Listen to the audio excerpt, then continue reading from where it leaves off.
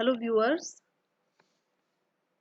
myself Preeti Dhankar, Assistant Professor in DAV Girls College. Our today's topic is cotton textiles. Under this topic, here we are with some subtopics like Dhaka की muslin, jamdani of Bengal and UP dhotis. तो यहाँ पे हम cover करने जा रहे हैं cotton textiles में ढाका की मसलिन, जामदानी ऑफ बंगाल और यूपी धोतीज. अब जब ढाका की मसलिन की बात आती है तो इसे बहुत ही लीजेंडरी माना गया है और इसका जो पास्ट है बड़ा ग्लोरियस रहा है, जैसा कि आप यहाँ पे देख रहे हैं. It was a legendary textile of India with glorious past.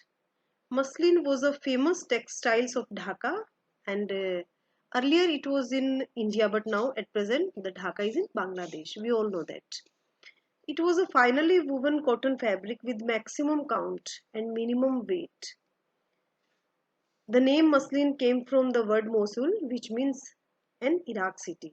So this Mosul word, this has been taken from Iraq city because Dhaka muslin was so fine that it resembles the cotton of Mosul city. That was also very fine. And the plant which was used for cotton production in Dhaka muslin at the time, that was Gossypium arboreum. It was a short fiber cotton plant which was generally used for making fine muslin. But nowadays, both these plants as well as the techniques, they are at extinct. Now, what was the technique used in weaving of Dhaka muslin? It was discontinuous weft technique, and in this technique, two layers of weft yarns were used, one for holding and another for making the pattern or imparting the special effect. For imparting the special effect, bamboo sticks were used. And the weaving was possible only and only in humid atmosphere because we all know that cotton fiber, it gets its strength when we wet it. The weaver took 5 months to complete single sari.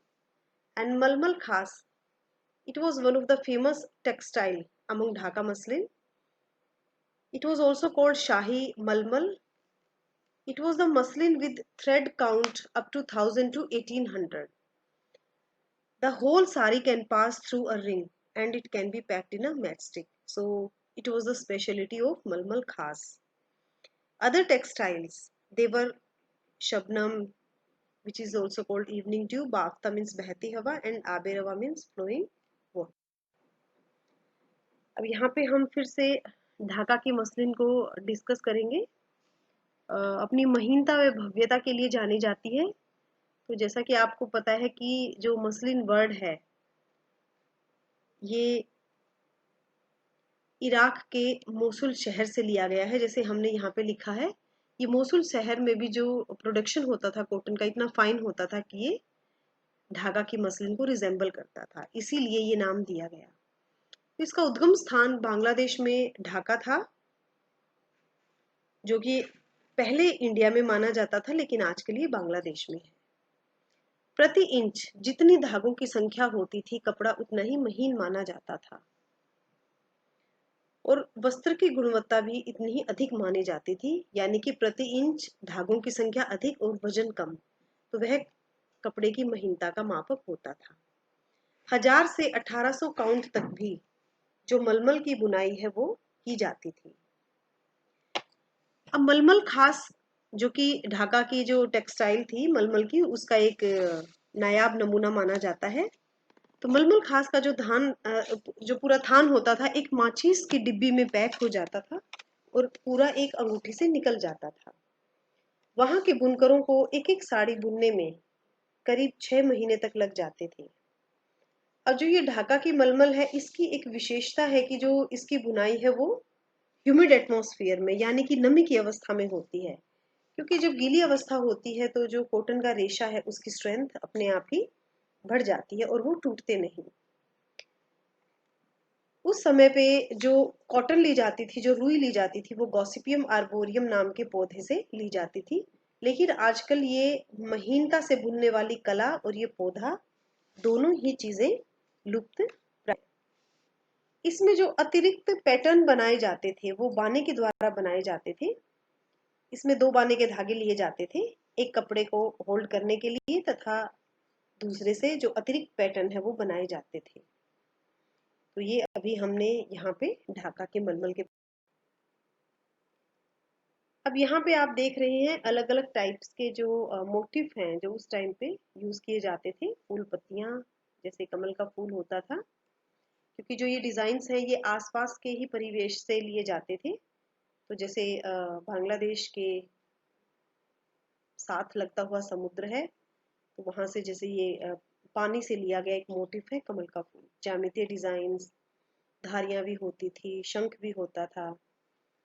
So here we can see various types of motifs which were used in Dhaka muslin, floral designs, lotus, geometrical patterns, और जो ये strips के जो pattern होते थे, और शंख। Here you can see various images of Dhaka muslin. You can see here the transparent effect of this fabric.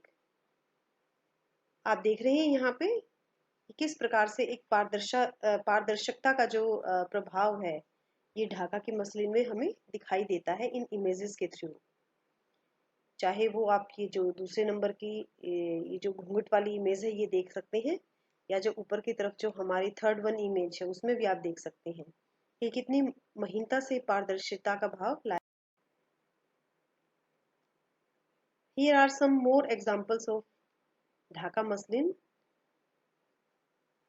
In one of illustration you can see the weaving process also, and in this hand picture you can see the fineness of fiber. तो यहाँ पे आप देख सकते हैं कितनी महीनता से इसकी बुनाई की जा रही है, एक एक धागे को गिन के इसकी बुनाई की जाती है। अब हम स्टडी करेंगे जामदानी ऑफ बंगाल के बारे में। So now we are going to study jamdani of Bengal. Jamdani is a fine muslin cloth at which intricate patterns are woven on loom. Mixture of cotton and gold threads are also used. So Jamdani, we can say it's a combination of jari threads or jari work as well as muslin cotton cloth. Due to floral patterns, it is known as Jamdani. Jam means flowers and Dani means vase. Dhaka in Bangladesh is place of origin of Jamdani. Supplementary weft technique of weaving is used. Standard weft yarn creates a sheer look, whereas supplementary weft yarn with thickness and adds intricate design with fine bamboo sticks. Complex patterns floats over a shimmering surface, imparting feather-light sheer and luxurious look. So this is Jamdani of Bengal.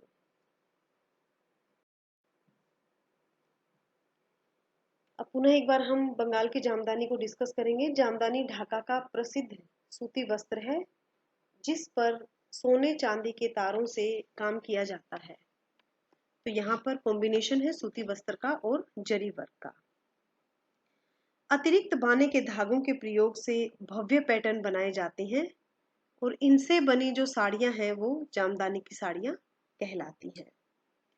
फूल पत्तियों के design के कारण इन्हें जामदानी कहा जाता है। जाम मतलब फूल, वैदानी मतलब पात्र। स्टैंडर्ड वेफ्ट यार्न से पारदर्शकता का भाव उत्पन्न किया जाता है और अतिरिक्त वेफ्ट यार्न से अलौकिक ज्यामितीय नमूने बनाए जाते हैं। काले, सफेद या सलेटी धरातल पर नीले रंगों का प्रयोग किया जाता था जो कि वहां के ट्रेडिशनल यानी कि परंपरागत रंग माने जाते थे। आजकल कई चटक रंगों का भी इसमें प्रयोग किया जाता है। अब उस डिजाइन पर मुगल कला का भी प्रभाव दिखाई देता था, जैसे कि पन्ना हजारे, तिरछा, फुलवारी, बेलवारी, चार कोना, जतर नक्शा, तोरेदार इत्यादि। Now here are various motifs related to Jamdani of Bengal. Persian and Mughal influence on motifs. Jam means flowers and here Dani means vase. Name varies with design. Now Panna Hazare. It was a very famous traditional design of Jamdani of Bengal. Thousands of emeralds. Butidar. Butidar means small floral prints. Tircha. It stands for diagonal floral lines. Fulvar. Fulvar means again small flowers. Toredar means big flowers. Jatar Naksha means creepers covering whole surface, or we can say whole sari felt. Doria, spots designed all over but at a distance. Charkona, it means four corners. Belwari means creepers crawling. Butidar means flowers at whole body. Now here are colors. Traditional colors. Grey, white or black with black and blue patterns. They were thought to be traditional colors, but nowadays so many shades and tints they are used in Bengal Jamdani. Now there were three types of Bengal Jamdani. Here their name has been written. Now here we are going to discuss about UP dhotis. UP dhotis, they are made up of fine muslin or cambric cotton. It is used as a traditional man wear as well as women wear. As a men wear generally white or cream in color with plain surface. So it was very simple. Still it is in very use. It is a rectangular piece of unstitched cloth around 5 yard length, wrapped and knotted at the waist. And when it was used as sari by ladies, then it is ornamented with fabulous work of chikankari and with silken threads. So here we have studied UP dhotis. Illustrations are also here. You can see both of them. One more is there. तो अब हम अध्ययन करने जा रहे हैं उत्तर प्रदेश की धोतियों का। उत्तर प्रदेश की धोतियां परंपरागत परिधान मानी जाती हैं। ये कैम्ब्रिक की बनी होती हैं, प्योर कॉटन की होती हैं। पुरुषों की धोतियां जहां सफेद व क्रीम रंग की होती हैं, वहीं महिलाओं की सूती धोतियां विभिन्न हल्के व गहरे मंद रंगों में पाई जाती हैं। अब जब महिलाओं के द्वारा जो धोतियां धारण की जाती हैं, उनका निर्माण होता है, तो उनके ऊपर कहीं ना कहीं चिकनकारी की कढ़ाई का काम भी किया जाता है। कई बार इन धोतियों के जो बॉर्डर है उसके ऊपर भी हल्का वर्क किया जाता है, और अधिकतर ये धोतियां धार्मिक अवसरों पर पहनी जाती हैं। तो उत्तर प्रदेश की जो धोतियां हैं ये धार्मिक अवसरों पर पहना जाने वाला मुख्य परिधान है। तो क्रीम कलर है, क्रीम कलर के अलावा इसमें जो ऑरेंज कलर है, जो संतरी रंग है, वे भी यूपी की धोतियों में पाए जाते हैं। अब जो इससे संबंधित क्वेश्चंस हैं हम वो करने जा रहे हैं। तो जो पहला हमारा प्रश्न है वो है, what are the special features of Dhaka muslin. तो ढाका मसलिन की क्या स्पेशल फीचर्स हैं? तो जो इसकी महीनता है, इसकी बुनाई है, आप इसे यहाँ पे डिस्कस कर सकते हैं।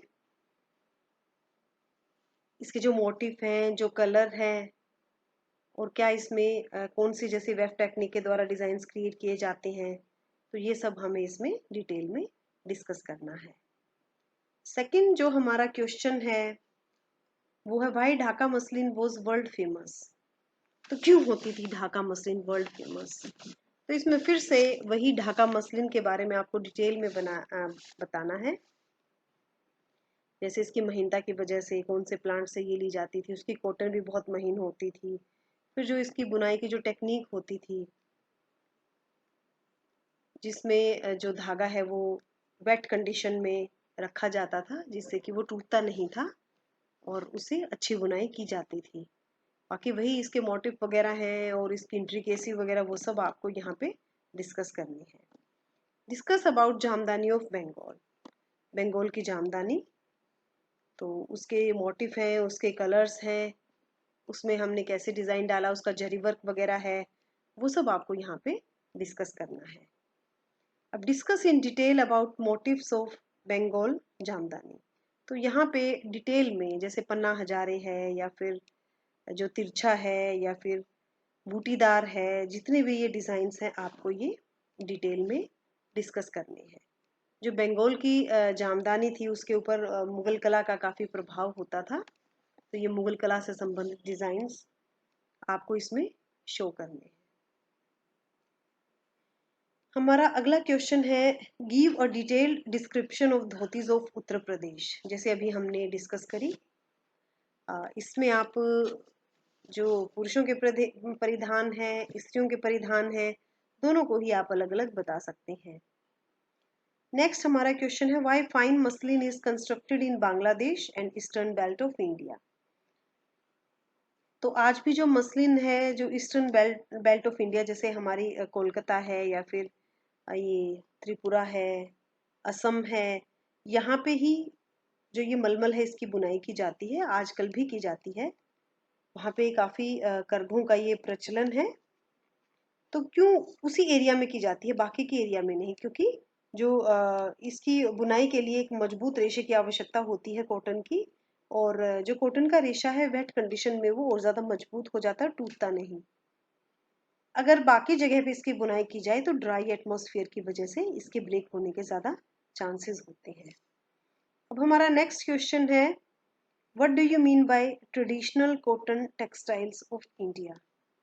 तो जो traditional cotton textiles of India, इसमें आपको ये जितने भी हमारे संबंधित टेक्सटाइल्स हैं, चाहे जामदानी का है यहाँ पे जिक्र, चाहे वो मसलिन का है यहाँ पे, या फिर यूपी की धोतीज हैं, ये अकॉर्डिंग टू सिलेबस हम लोगों ने जो ये ले रखे हैं ना, जैसे जामदानी कॉटन, ये कॉटन की धोतीज हैं यूपी की, और मसलिन है।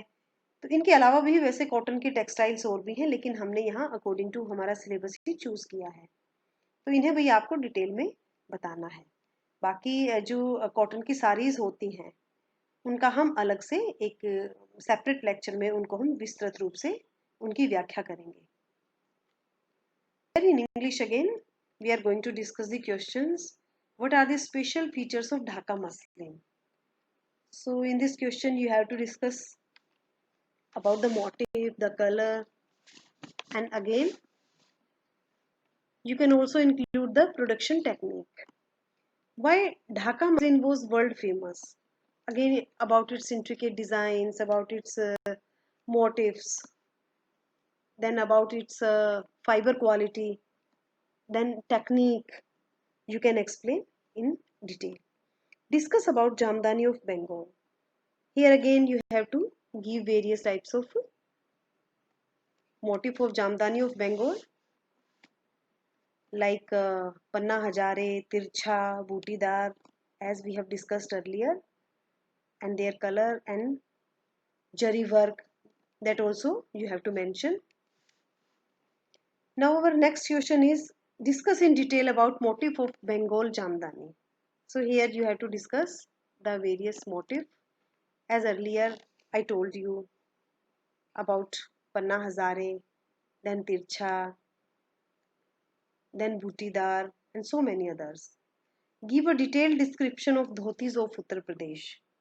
So here you can give a detailed description of both men's wear as well as women wear. In women wear you can explain about chikankari embroidery also. Why fine muslin is constructed in Bangladesh and eastern belt of India. So here give the reason. Because in eastern belt of India, humidity is more in atmosphere, and in wet conditions, the cotton yarn, it gets more strength, and the yarn there doesn't break. But if you weave muslin cloth in dry condition, the yarn will break. So it's only possible in eastern belt of India. What do you mean by traditional cotton textiles of India? So in traditional cotton textiles of India, according to our syllabus, you have to explain muslin cloth, Jamdani of Bengal, and UP dhotis. Saris are also included here, but in detail we will discuss our whole saris in next chapter.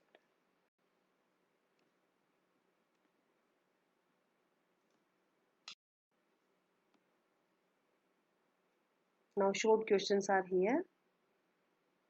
You can see them. What motifs are used in Dhaka muslin? Again, about the motif, you have to define. Then, what do you mean by Malmal Khas? So, Malmal Khas, that is a famous Bangladesh textile, and it was so fine that it has been packed in a matchbox and it can pass through a ring. How the quality of Dhaka muslin was judged? So, the quality of Dhaka muslin was judged by the number of count, maximum the number of count, and minimum the weight. So it was the criteria. Which fabric is used in Bengal Jamdani? You all know that in Bengal Jamdani, fine cotton with jari work. How you can say that Mughal Kala influenced Bengal Jamdani? So you can see the influence in their motif, like the word Jamdani, the word Butidar. These words, they directly shows that they are influenced by Mughal emperor, Mughal Kala. Name the types of Bengal Jamdani. So Bengal Jamdani types we have given in our slide.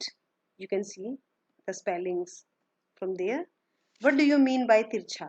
So Tircha means when floral prints they are arranged in diagonal lines. They are called Tircha. Which fabric is used for UP dhotis? Cotton is the fabric which is used for UP dhotis. Muslin, cambric, they are also used.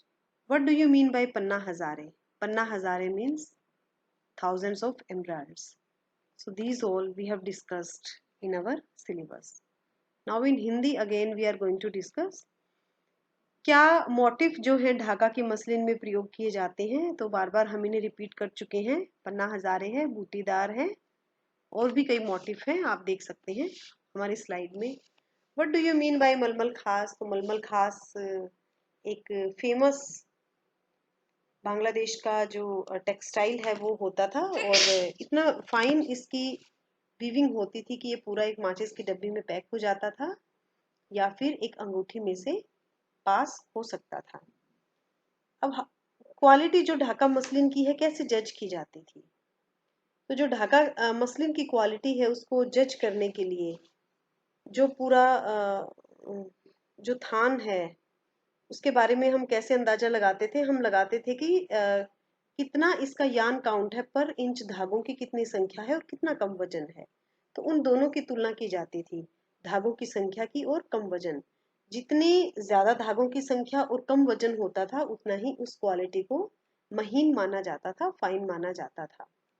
Which fabric is used in Bengal jamdani? तो जो भाई हमारा जो muslin का cloth है जो fine cotton का है, आप यहाँ पे इसका जिक्र कर सकते हो. How you can say that Mughal कला जो है उसने बंगाल की जो जामदानी उसको प्रभावित किया? तो जितने भी आप ये डिजाइन देखेंगे, चाहे वो पन्ना हजारे है, चाहे हमारे बूटीदार हैं, ये वर्ड इटसेल्फ ये जो मुगल कला है वहां से लिए गए हैं, और जो मुगल एम्परर का जो प्रभाव है वो भी इनमें देखने को मिलता था. जैसे जो उनकी ड्रेसेस वगैरह होती थी, जैसे लंबे लंबे जो चोगे टाइप की जो ड्रेसेस होती थी, और हाथ में गुलाब का फूल, तो इस टाइप के भी डिजाइन्स आपको बंगाल की जामदानी में देखने को मिल सकते हैं. अब टाइप्स ऑफ बंगाल जामदानी हम इसमें दे चुके हैं, तो उसके बारे में आप देख सकते हैं. अब यहाँ पे तिरछे से आपका क्या अभिप्राय है? तो यह एक डिजाइन है जिसमें डायगोनल लाइन में जो फ्लावर्स हैं वो लगाए जाते हैं. अब यूपी धोतीज में कौन सा फैब्रिक यूज किया जाता है ये अभी हमने डिस्कस किया है. What do you mean by Panna Hazare? Panna Hazare जो जैसे हजारे मीन्स हजार, और पन्ना मैंने कि जो पन्ना के फॉर्म में जो फ्लावर्स वगैरह होते थे, तो ऐसे डिजाइन इसमें लिए जाते हैं. तो भाई ये हमारा जो टॉपिक है कॉटन टेक्सटाइल को लेके ये हमने कंप्लीट किया. अगर किसी को कहीं पर भी कोई डाउट है या कोई सजेशन है, दैट इज मोस्ट वेलकम। तो इसी के साथ ही हमारा ये टॉपिक कंप्लीट हुआ और अब मिलते हैं नए टॉपिक के साथ अगले अगले हमारे लेक्चर में।